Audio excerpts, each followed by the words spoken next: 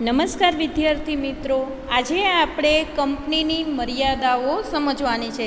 Last વિડીયોમાં આપણે કંપનીના ફાયદા જોયા હતા. એ ફાયદાઓમાં હતા તો કે વિશાળ મૂડી ભંડોળ, શેરની સરળ ફેરબદલી, સભ્યોની મર્યાદિત જવાબદારી, અલગ વ્યક્તિત્વ અને લાંબુ આયુષ્ય, વિશાળ કદના લાભ, કાર્યક્ષમ સંચાલન, લોકશાહી સંચાલન અને સમાજ અને રાષ્ટ્રને લાભ. આજે આપણે એની મર્યાદાઓ સમજવાની છે, જેમાં પહેલું છે લાંબી અને ખર્ચાળ સ્થાપના વિધિ. તો કે વૈયક્તિક માલિકી અને ભાગીદારીની સરખામણીમાં આપણે જોઈએ તો કંપનીની સ્થાપના વિધિ કેવી હોય છે? લાંબી હોય છે. અને એની પાછળ એને કારણ કે એ આવેદનપત્ર અને નિયમનપત્ર એને નિષ્ણાતો પાસે તૈયાર કરવું પડતું હોય, એટલે એ વિધિ કેવી છે? ખર્ચાળ છે અને લાંબી છે. વૈયક્તિક માલિકી અને ભાગીદારીની સરખામણીમાં કંપનીની સ્થાપના વિધિ લાંબી, જટિલ અને ખર્ચાળ છે. કંપનીએ તેની નોંધણીનું પ્રમાણપત્ર મેળવવા માટે આવેદનપત્ર, નિયમનપત્ર જેવા દસ્તાવેજો તૈયાર કરી કંપની રજિસ્ટ્રાર સમક્ષ રજૂ કરવા પડે છે, અને આ માટે નિષ્ણાતોની સેવા લેવી પડે છે. નિષ્ણાતોને તેમની સેવા માટે વધુ ફી ઉપરાંત કંપની રજિસ્ટ્રારને નોંધણી માટેની ફી ચૂકવવી પડે છે. શું કીધું? તો કે વૈયક્તિક માલિકી અને ભાગીદારીની સરખામણીમાં કંપનીની સ્થાપના વિધિ લાંબી, જટિલ અને ખર્ચાળ છે, કારણ કે એની સ્થાપના કરવા માટે અગત્યના દસ્તાવેજો એને નિષ્ણાતો પાસે તૈયાર કરાવવા પડતા હોય છે, જેને ઊંચી ફી ચૂકવવી પડે છે. કંપનીએ તેનું નોંધણીનું પ્રમાણપત્ર મેળવવા માટે આવેદનપત્ર, નિયમનપત્ર જેવા દસ્તાવેજો તૈયાર કરી કંપની રજિસ્ટ્રાર સમક્ષ રજૂ કરવા પડે છે. આ માટે નિષ્ણાતોની સેવા લેવી પડે છે. નિષ્ણાતોને તેમની સેવા માટે વધુ ફી ઉપરાંત કંપની રજિસ્ટરની નોંધણી કરાવવા માટેની પણ ફી ચૂકવવી પડે છે. એટલે કે આવા અગત્યના આવેદનપત્ર અને નિયમનપત્ર જેવા દસ્તાવેજો તૈયાર કરવા માટે કોઈ નિષ્ણાતની સેવા લેવી પડે છે, અને આ નિષ્ણાતોને ઊંચી ફી ચૂકવવી પડે છે. અને બીજું તો કે જ્યારે કંપની રજિસ્ટરની પાસે નોંધણી કરાવી હોય તો એના માટે પણ એને ફી ચૂકવવી પડતી હોય છે. પછી બીજું છે ધારાકીય નિયંત્રણો. કંપની કાયદા દ્વારા અસ્તિત્વમાં આવે છે. કંપનીએ તેની હયાતી દરમિયાન કાયદાની જોગવાઈઓનું પાલન કરવું પડે છે. એટલે કે કંપની કાયદા દ્વારા જ અસ્તિત્વમાં આવે છે, અને કંપની જ્યાં સુધી હયાત હોય ત્યાં સુધી એને કાયદાની જોગવાઈઓનું પાલન કરવું પડે છે. નિયમિત સમયે પત્રકો, અહેવાલો, હિસાબો કંપની રજિસ્ટ્રારને મોકલવા પડે છે. એટલે નિયમિત સમય પત્રકો પણ, અહેવાલો અને હિસાબો એને કંપની રજિસ્ટ્રારને પણ મોકલવા પડે છે. SEBI security and exchange board of ઇન્ડિયાની કેટલીક જોગવાઈઓનું પાલન પણ કરવું પડે છે. કંપનીએ સેબીના નિયમોનું પણ પાલન કરવું પડે છે. કેટલીક જોગવાઈઓ બહાર પાડેલી હોય એનું પણ પાલન કરવું પડે છે. અંડરલાઇન કરજો, તમને ફૂલ ફોર્મ સેબીનું પૂછાય, securities and exchange board of India. પછી ત્રીજું છે વહીવટી ખર્ચમાં વધારો.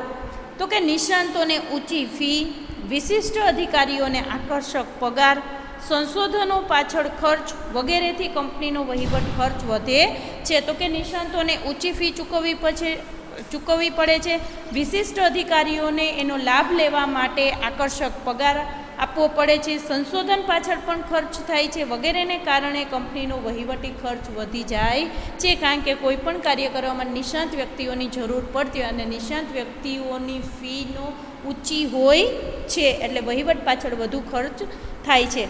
ચોથું છે આપખુદશાહી વહીવટ.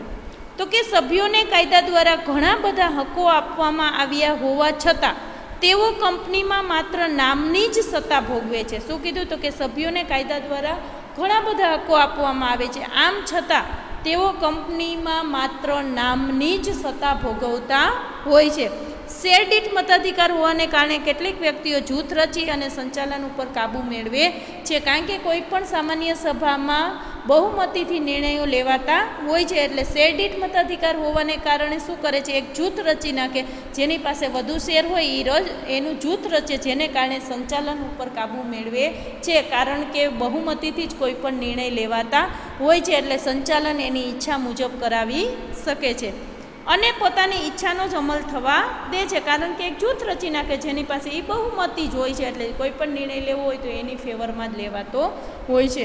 કંપનીના નાણાં, મિલકતો અને ખાનગી માહિતીનો પોતાના અંગત હિત અને સ્વાર્થ માટે પણ ઉપયોગ કરે. એટલે કે કંપનીના નાણાંનો, મિલકતો એટલે કે ગાડીનો, મકાનનો, ગાડીનો ને એનો ખાનગી મિલકતો, ખાનગી માહિતીનો પોતાના અંગત હિત અને પોતાના માટે પણ એ વાપરતા હોય, અંગત હિત અને સ્વાર્થ માટે પણ એનો ઉપયોગ કરે છે. પાંચમું છે રહસ્યોની જાળવણીની મુશ્કેલી. તો કે કંપનીએ તેના વાર્ષિક હિસાબો ફરજિયાત ઓડિટ કરાવી સભ્યોને તથા કંપની રજિસ્ટ્રારને મોકલવા પડે છે. એટલે કે કંપનીએ જે વાર્ષિક હિસાબો હોય, વાર્ષિક હિસાબોની નોંધ એને રજિસ્ટ્રાર સમક્ષ ઓડિટ કરાવી અને એના સભ્યો તથા કંપની રજિસ્ટ્રારને મોકલવા પડે છે. કાયદા અનુસાર બીજી કેટલીક બાબતો જેવી કે ડિબેન્ચર પરત, બોનસ શેરને લગતી બાબતો પ્રસિદ્ધ કરવી પડે છે. એટલે કે કાયદા દ્વારા બીજી પણ કેટલીક બાબતો જેમાં ડિબેન્ચર પરત કેટલું આવશે, બોનસ શેર કેટલા લાગશે, એની વિગતો પણ એને જણાવવી પડે છે. આથી રહસ્યોની જાળવણી મુશ્કેલ બને છે. બીજું, શેરહોલ્ડરોની સામાન્ય સભામાં એને દરેક માહિતી રજૂ કરવી પડે છે, એટલે રહસ્યોને જાળવી શકાતા નથી. છઠ્ઠું છે નીતિ વિષયક નિર્ણયોમાં વિલંબ. નીતિ વિષયક નિર્ણયો લેવામાં સભ્યોની સંમતિ લેવી પડે છે. આ માટે સભ્યોની સભા બોલાવવી પડે. એટલે કે કોઈ પણ નીતિ વિષયક નિર્ણયો લેવાના તો દરેક સભ્યોની સંમતિ લેવી પડે છે અને આ માટે સભ્યોની એક સામાન્ય સભા યોજવી પડે છે, જેની પાછળ ઘણો સમય લાગતો હોય છે. સભા બોલાવતા પહેલાં સભ્યોના નિશ્ચિત દિવસો પહેલાં સભાની નોટિસ મોકલવી પડે છે. એટલે કે સભ્યોની સભા બોલાવી હોય એના પહેલાં થોડાક દિવસ પહેલાં સભાની નોટિસ એને મોકલવી પડે છે.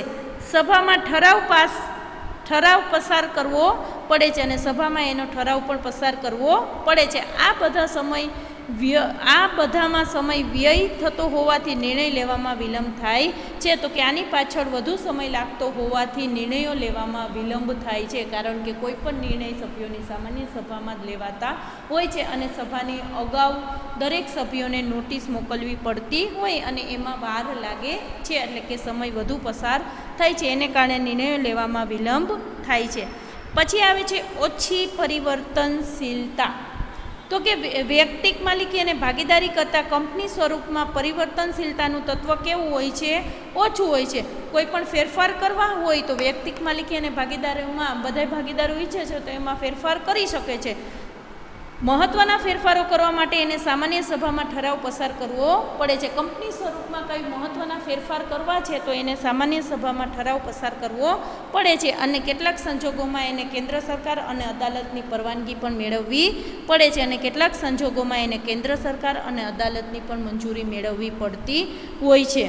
એમનો નિર્ણય કોઈ પણ ફેરફાર થઈ શકે નહીં, એટલે પરિવર્તનશીલતાનું ગુણ કેવો હોય છે? ઓછો હોય છે. પછી આવે છે સટ્ટાખોરીને ઉત્તેજન. સંચાલકો કંપનીની ખાનગી મિલકત માહિતીથી વાકેફ હોવાથી શેર બજારમાં કૃત્રિમ ફેરફારો સર્જીને સટ્ટાખોરીને ઉત્તેજે છે. શું કીધું? તો કે સંચાલકો કંપનીની ખાનગી માહિતીથી જાણકાર હોય છે, એને ખાનગી માહિતીનો ખ્યાલ હોય છે, એને કારણે શેર બજારમાં કૃત્રિમ ફેરફારો કરે, કુદરતી નથી, કૃત્રિમ રીતે ફેરફારો સર્જી અને સટ્ટાખોરી કરતા હોય છે. શેરમાં થતી સટ્ટાખોરી નાના રોકાણકારોના આર્થિક હિતને નુકસાન પહોંચાડે છે. એટલે કે શેરમાં જે સટ્ટાખોરી થાય છે એ નાના રોકાણકારોને આર્થિક રીતે નુકસાન પહોંચાડતી હોય છે. એટલે કે કંપની સ્વરૂપમાં સટ્ટાખોરીને પણ ઉત્તેજન મળે છે. પછી છે સમાજને ગેરફાયદા. કયા ગેરફાયદા? તો કે કામદારોની હડતાળ હોય, માલિકો દ્વારા તાળાબંધીનો ભોગ સમાજે બનવું પડતું હોય, તો કે માલિકો દ્વારા તાળાબંધી કરવામાં આવે, કામદારો હડતાળ ઉપર ઉતરે, એને ભોગ પણ સમાજે બનવું પડતું હોય છે. માનવી કરતાં મૂડીને મહત્ત્વ હોવાથી ઇજારાશાહીના દૂષણો પ્રવેશે છે, કારણ કે કંપની સ્વરૂપમાં માનવીને મહત્ત્વ આપવામાં આવતું નથી, પરંતુ મૂડીને મહત્ત્વ આપવાને કારણે ઇજારાશાહી જેવા દૂષણો પણ પ્રવેશતા હોય છે, જેથી સમાજમાં આવક અને સંપત્તિની અસમાન વહેંચણી થાય છે. એટલે કે સમાજમાં આવક અને સંપત્તિની અસમાન રીતે વહેંચણી થતી જોવા મળે છે, કારણ કે એમાં માનવી કરતાં મૂડીને વધુ મહત્ત્વ આપવામાં આવે છે, જેથી એમાં ઇજારાશાહી જેવા દૂષણો પણ પ્રવેશતા હોય છે. કંપનીની મર્યાદાઓમાં આપણે જોયું કઈ કઈ મર્યાદાઓ હતી એમાં પહેલું છે લાંબી અને ખર્ચાળ સ્થાપના વિધિ, બીજું છે ધારાકીય નિયંત્રણો, ત્રીજું વહીવટી ખર્ચમાં વધારો, આપખુદશાહી વહીવટ, રહસ્યોની જાળવણીમાં મુશ્કેલી, છઠ્ઠું નીતિ વિષયક નિર્ણયોમાં વિલંબ, સાતમું ઓછી પરિવર્તનશીલતા, આઠમું સટ્ટાખોરીને ઉત્તેજન, નવમું સમાજને ગેરફાયદા. તમને પરીક્ષામાં કંપનીના ફાયદા અને મર્યાદાઓ સમજાવો અથવા કંપનીના લાભાલાભ સમજાવો એવો પ્રશ્ન પૂછાઈ શકે.